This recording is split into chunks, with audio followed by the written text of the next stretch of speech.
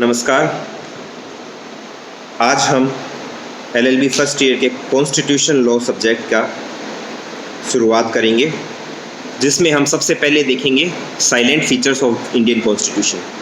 भारत का जो संविधान है उसकी क्या प्रमुख विशेषताएं हैं। इस संदर्भ में जो सबसे प्रमुख पहली बात आती है वो ये आती है कि भारत का जो संविधान है वो lengthiest constitution of the world है, सबसे बड़ा कॉन्स्टिट्यूशन है। दूसरी बात, वो पूरा का पूरा रिटर्न में है। जैसे कई देश में हम देखते हैं, जैसे इंग्लैंड में कहते हैं वहाँ पर रिटर्न फॉर्म ऑफ कॉन्स्टिट्यूशन नहीं है। उसी तरह से सबसे लेंथीएस्ट है। कुछ देश ऐसे भी हैं जिनका कॉन्स्टिट्यूशन सिर्फ एक पेज का है, एक पैराग्राफ का कॉन्स्टिट्यूशन है। हमारा जो कॉन्स्टिट्यूशन है वो बहुत विस्तृत है।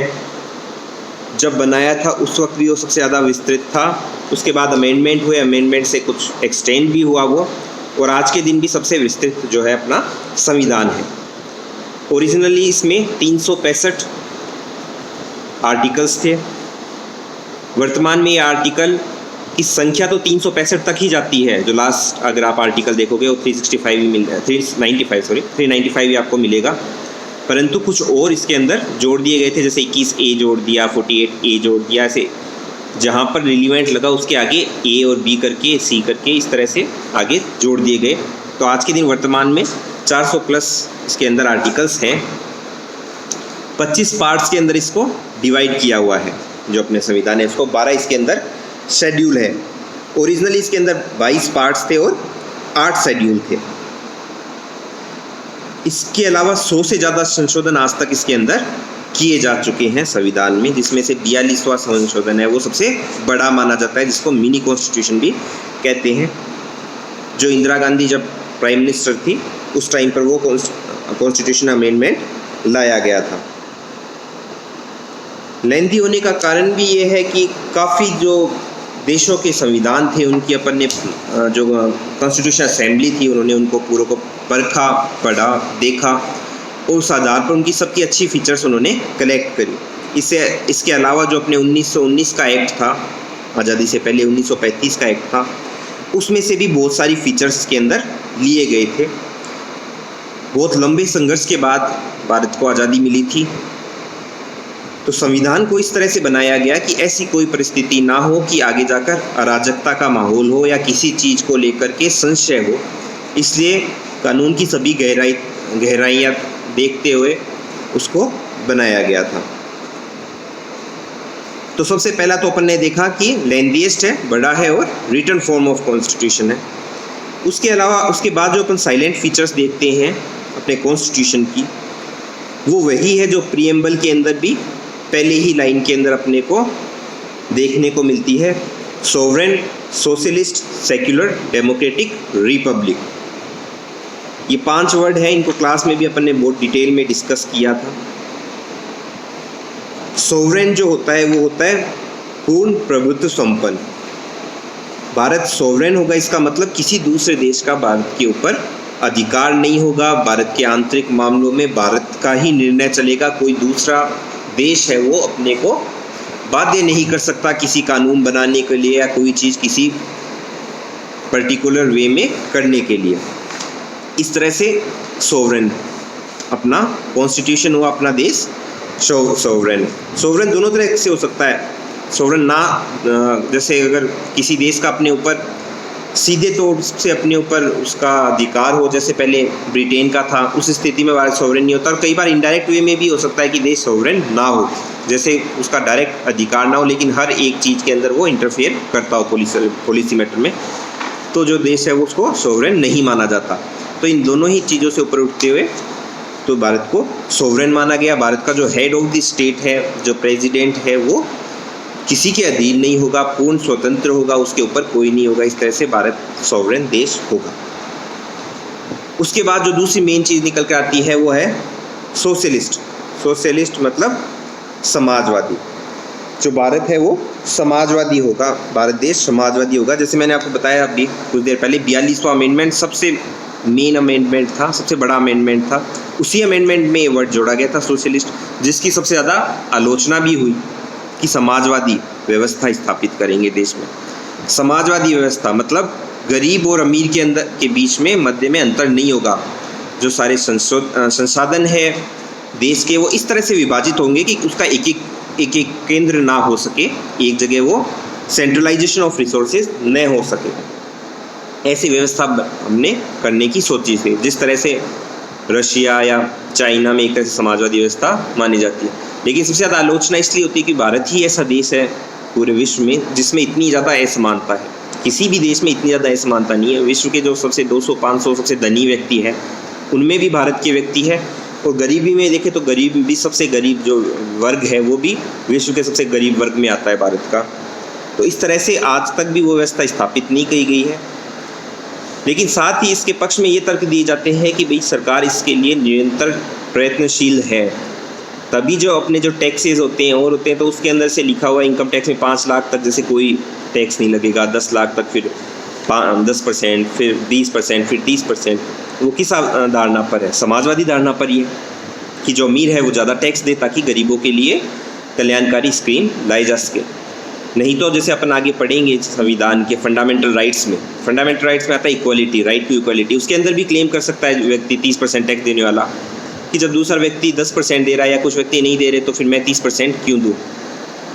सभी के लिए समान होना चाहिए। अगर मैं ज़्यादा कमा रहा हूँ तो मेरा 10% ज़्यादा हो जाएगा और कम कमा रहे उनका 10% कम हो जाएगा। लेकिन जब हमने सोशलिस्ट समाजवादी अवधारणा अपनाई है तो इस चीज़ का उसके बेस पर ही लागू किया गया है। उसके बाद जब अगला अपन फीचर्स देखते हैं वो आती है सेक्युलर, पंथ निरपेक्ष, धर्मनिरपेक्ष। इस तरह का संविधान, इस तरह की व्यवस्था अपन देश में बनाएंगे। तो ये बेसिक फीचर्स जो कॉन्स्टिट्यूशन की है, बेसिक किस तरह का कॉन्स्टिट्यूशन अपना होगा, किस तरह की व्यवस्था वो स्थापित करेंगे, इसके ऊपर ये है। तो सेक्युलर में अपन देखते हैं दोनों तरह से होता है सेक्युलर, पंथ निरपेक्ष भी, धर्म निरपेक्ष भी। पंथ और धर्म में बहुत मामूली अंतर है। पंथ एक छोटी इकाई है, धर्म एक बड़ी इकाई है। किसी पर्टिकुलर व्यवस्था को चलते बहुत लंबा समय हो जाता है तब वो धर्म में परिवर्तित होती है। पंथ जल्दी ही अस्तित्व में आ जाता है, कुछ ही साल में, कुछ ही समय में अस्तित्व में आ जाता है। एक धर्म के अंदर अनेक पंथ हो सकते हैं। तो पंथ एक तरह से छोटी इकाई है। अब इसमें आता है कि सेक्युलर का पंथ निरपेक्ष, धर्म निरपेक्ष का क्या अर्थ है। तो दो तरह से इसके अर्थ निकाले जा सकते हैं। एक अर्थ कि जो सरकार है वो किसी भी तरह से धर्म के आधार पर, पंथ के आधार पर भेदभाव नहीं करेगी, सबको समान समझेगी। किसी भी योजना में, किसी भी व्यवस्था में उनमें इस आधार पर कि एक निश्चित पंथ का है, ये एक अलग धर्म का, इस आधार पे अंतर नहीं करेगी। पहली तो ये चीज़ आती है। दूसरी चीज़ आती है कि राज्य का कोई धर्म नहीं होगा। कई बार ऐसे हो सकता है राज्य का तो निश्चित कोई धर्म हो, लेकिन वो क्या हम फिर भी सेक्युलर है क्योंकि हम लोगों के अंदर पक्षपात नहीं कर रहे धर्म को लेकर। लेकिन ऐसा माना गया है कि इस स्थिति में ऐसा होना मुश्किल है कि किसी सरकार का एक धर्म हो जाए, किसी देश का एक धर्म हो जाए, तो बहुत कम चांस है कि वो फिर धर्म के आधार पर भेदभाव नहीं करेगी।